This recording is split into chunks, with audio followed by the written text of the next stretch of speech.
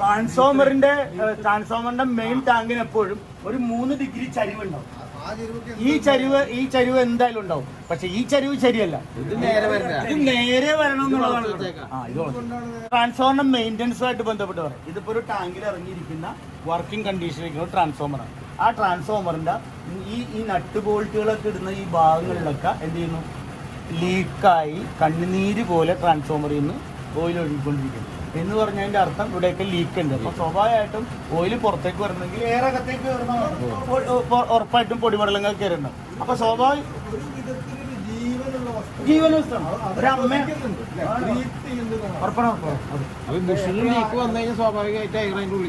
ഉറപ്പല്ലേ? അപ്പൊ നമ്മൾ എന്താ വെച്ചാൽ ഇതിന് ഏതെങ്കിലും കണ്ടീഷനിൽ ഓയിൽ ഇല്ല എന്ന് പറഞ്ഞാൽ നമ്മൾ ആദ്യം തുടച്ച് വൃത്തിയാക്കി ഇത് ടൈറ്റ് ചെയ്ത് ലീക്കില്ല എന്ന് ഉറപ്പ് വരുത്തുന്നത്. ഏതെങ്കിലും ചിന്നല പൊട്ടലുണ്ടെന്നുണ്ടെങ്കിൽ നമുക്ക് MC ഉപയോഗിക്കാം, അടക്കാം. ഇത് കഴിഞ്ഞതിന് ശേഷം ടാങ്കിൽ ഓയിൽ ഇല്ല. പക്ഷെ ടാങ്കിൽ ഓയിൽ ഇല്ലെങ്കിലും ഇതിന്റെ മോളിൽ കൂടി ഓയിൽ ഒഴിക്കരുത്. കാരണം ഇതിന്റെ മോളിൽ കൂടി ഓയിൽ ഒഴിച്ചാൽ കുഴപ്പം എന്താണെന്ന് വെച്ച് കഴിഞ്ഞാൽ ഇതിനകത്ത് നേരത്തെ തന്നെ ഓയിൽ കുറഞ്ഞതിന്റെ പേരിൽ പൊടിയകത്ത് കയറിണ്ടാവും. ആ പൊടിയൊക്കെ ഇവിടം വരെ ഉണ്ടാവും. കാരണം ഇതിന്റെ താഴെ കാണുന്ന ഡ്രെയിൻ വാൽവ് ഇല്ലേ, ആ താഴെ കാണുന്ന ഡ്രെയിൻ വാൽവ് തുറന്ന് ആ വേസ്റ്റ് ഓയിൽ പുറത്തേക്ക് വരണം. അതിന്റെ കാരണം എന്താണെന്ന് വെച്ചാൽ താഴത്തേക്ക് ഓയിൽ ഇറങ്ങാൻ വേണ്ടിയിട്ടാണ് നമ്മൾ താഴത്തേക്കുള്ള ഈ കുഴൽ വെച്ചത്. ഈ കുഴൽ ഇവിടുന്ന് ഒരു 3/4 ഇഞ്ചോളം പൊങ്ങിയാണ് നിൽക്കുക.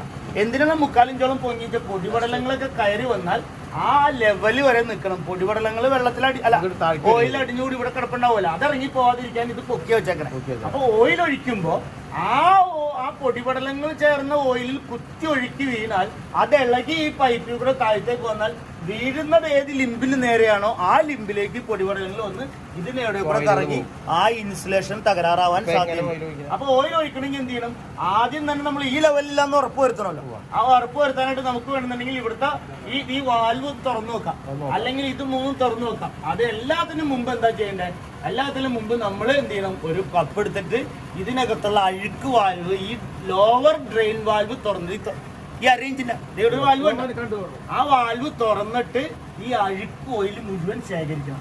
ശേഖരിച്ചതിന് ശേഷം ഒരു സൈഡ് കൂടെ ഓപ്പൺ ചെയ്യാൻ പറ്റും.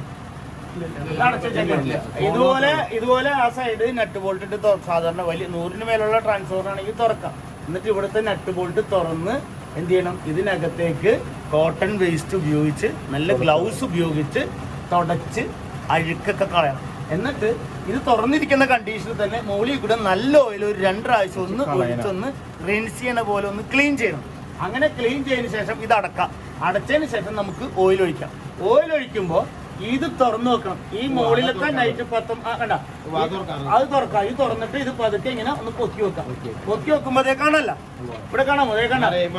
ഇതിൽ ഈ ഓയില് പുറത്തേക്ക് ചാടാതിരിക്കാനായിട്ട് ഈ ബോൾ വാഷ് വെച്ചിട്ടാണ് ടൈറ്റ് ചെയ്തേക്കുന്നത്. അപ്പൊ ബോൾ വാഷ് പതുക്കെ ഒന്ന് ചെറിയൊരു സ്ക്രൂ ഡ്രൈവർ കൊണ്ട് അപകടമൊന്നും പറ്റാത്ത രീതിയിൽ പൊക്കി വെച്ചതിന് ശേഷം 3ന്റെയും പൊക്കി വെക്കാം.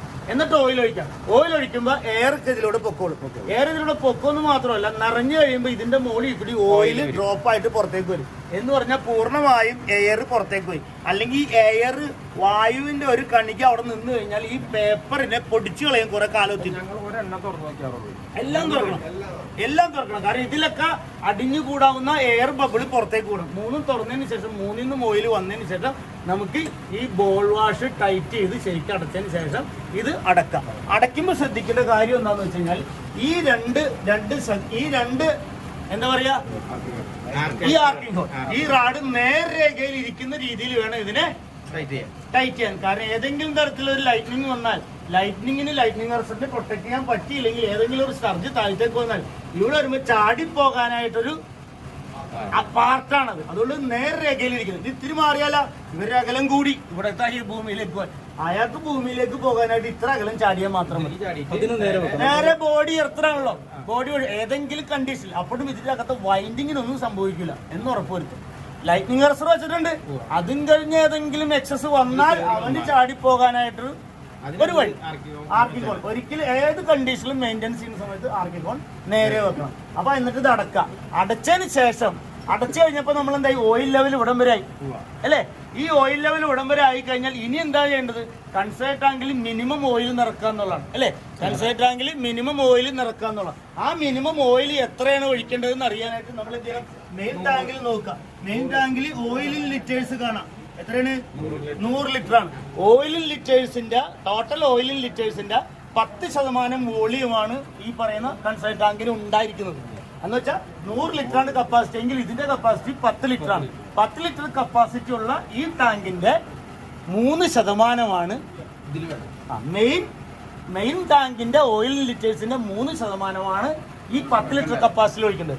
എന്ന് വെച്ചാൽ 10 ലിറ്റർ കപ്പാസിറ്റിയിൽ നമ്മൾ എന്ത് ചെയ്യും, 3 ലിറ്റർ ഒഴിക്കുന്നു എന്ന് വെച്ചാൽ 30%.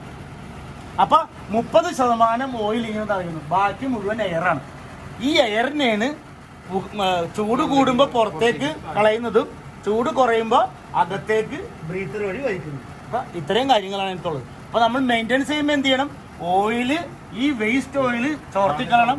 അത് കൂടാണ്ട് താഴത്തൊരു ഡ്രെയിൻ വാൽവിൽ നിന്ന് കുറച്ച് ഓയിൽ ശേഖരിക്കണം. ഒരു 500 മില്ലി മതിയാവും ടെസ്റ്റിംഗ് പർപ്പസിന് വേണ്ടിയിട്ട്. അതൊന്ന് സൂക്ഷിച്ചു വെക്കണം. കാരണം ഇതിനകത്തുള്ള ഓയിൽ എന്താണെന്ന അവസ്ഥ എന്നറിയാം. തൽക്കാലം എന്ത് ചെയ്യണം, ഇതഴിച്ച് വേസ്റ്റ് ഓയിൽ മുഴുവൻ കലങ്ങിയ പൊടിപടലങ്ങൾ അഴിഞ്ഞുകൂടിയ ഓയിലിനെടുത്ത് മാറ്റിയതിന് ശേഷം കഴിയാവുന്നെങ്കിൽ ഇത് ക്ലീൻ ചെയ്യുക, അല്ലെങ്കിൽ ഇത് ക്ലീൻ ചെയ്യുക. ഇത് അടച്ചേക്കാണ്, അടക്കാതെ തുറക്കുന്നതാണെന്നുണ്ടെങ്കിൽ 100-ന് മേലുള്ളതൊക്കെ തുറന്നു. ഇത് 61 kV ഉള്ളതിന്റെ പേരിലാണ്. അല്ലെങ്കിൽ എന്ത് ചെയ്യണം, വീണ്ടും 2-3 പ്രാവശ്യം ഓയിൽ ഒഴിച്ച് ഇതിന്റെ അകത്ത് പൊടിപടലങ്ങൾ ഇല്ലാന്ന് ഉറപ്പ് വരുത്തുന്ന രീതിയിൽ കഴുകും. നമുക്ക് പുറത്തേക്ക് എടുക്കുന്ന ഓയിൽ കണ്ടറിയാലോ പൊടിപടലം ഉണ്ടാവില്ല. അതില്ലാന്ന് ഉറപ്പ് വന്നതിന് ശേഷം ഓയിൽ ഒഴിക്കുക. ഓയിൽ ഒഴിച്ചിട്ട് ഇവിടെ വന്നു കഴിഞ്ഞാൽ 3ഉം തുറന്നു വെച്ചിട്ടുണ്ടാവണം. അതിലൂടെ എയറെല്ലാം പോയി എന്ന് ഉറപ്പ് വരുത്തി ഓയിൽ പുറത്തേക്ക് വരുമ്പോൾ ഈ പറയുന്ന ബോൾ വാഷർ, ഇതാണ് ബോൾ വാഷ് കേട്ടോ. ഈ ബോൾ വാഷ് തിരിച്ച് ടൈറ്റ് ചെയ്ത്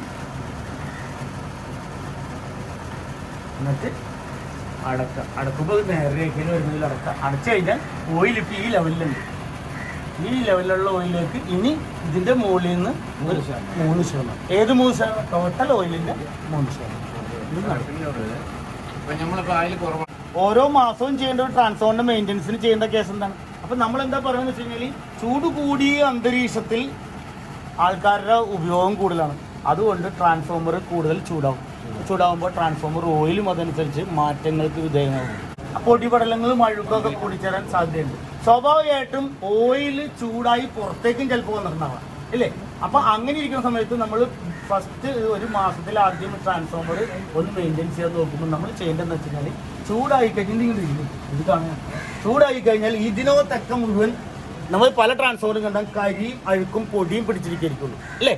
അപ്പൊ നമ്മൾ മാസത്തിൽ ഒരു ദിവസം, നമ്മൾ ദിവസം 2 നേരം കുളിക്കുന്ന ആൾക്കാരല്ലേ, മാസത്തിൽ ഒരു ദിവസം ഇതിനൊന്ന് തുടച്ച് വൃത്തിയാക്കണം. തുടച്ച് വൃത്തിയാക്കിയാൽ പൊടിപടലങ്ങളും അഴുക്കും ഒക്കെ ഇതിനൊന്ന് മാറ്റിക്കഴിഞ്ഞാൽ ഇതുപോലെ കുട്ടപ്പനായിട്ടിരിക്കണമെന്നുണ്ടെങ്കിൽ എന്ത് ചെയ്യും, ഇതിനകത്തു നിന്നുള്ള ചൂടിനെ ഈ ഞൊറികളായുള്ള ഈ റേഡിയേറ്ററിന് എളുപ്പം വായുവിലേക്ക് പുറന്തള്ളാൻ കഴിയും. പൊടി പിടിച്ചു കഴിഞ്ഞാൽ ചൂടാവും. എപ്പോഴും മാസത്തിൽ ഒരു ദിവസം, നമ്മളൊക്കെ ദിവസവും കുളിക്കുന്ന ടീമാണ്, ഇതിനെ ഒരു ദിവസം ഒന്ന് തുടച്ച് വൃത്തിയാക്കിയിട്ട് ഞാൻ ഇനി അടുത്ത ദിവസം വരാട്ടാ എന്നൊക്കെ പറഞ്ഞിട്ട് സമാധാനത്തിൽ സന്തോഷത്തിൽ പറഞ്ഞു കഴിഞ്ഞാൽ ആദ്യത്തെ കണം.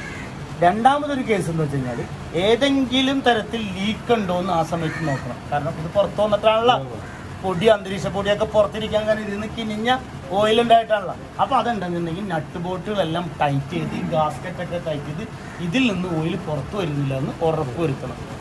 ഇത് എല്ലാ മാസവും ചെയ്യണം. എല്ലാ മാസവും ഒരിക്കൽ കൂടി ചെയ്ത് കഴിഞ്ഞാൽ വലിയ പണിയൊന്നും ഉണ്ടാവില്ല.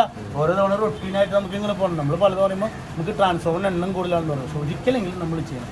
അത് കൂടാണ്ട് ബ്രീത്തറിന്റെ കളർ മാറിയിട്ടുണ്ടോ, ഇതുപോലെ പിങ്ക് കളറാണോ നോക്കണം. പിങ്ക് കളറാണെന്നുണ്ടെങ്കിൽ അത് മാറ്റുക എന്നുള്ളതാണ് നല്ലത്. നമ്മൾ എന്ത് ചെയ്യണം, ഇത് തുറന്ന് ക്ലീൻ ചെയ്തിട്ട് സത്യത്തിൽ സാധാരണ നല്ല എളുപ്പം, സമയം ലാഭിക്കാനൊക്കെ എളുപ്പം എന്ന് വെച്ചാൽ ഒരു 5 ബ്രീത്തർ ഒരു സെക്ഷനിൽ മേടിച്ചു വെക്കാം. 150 രൂപയുള്ളൂ.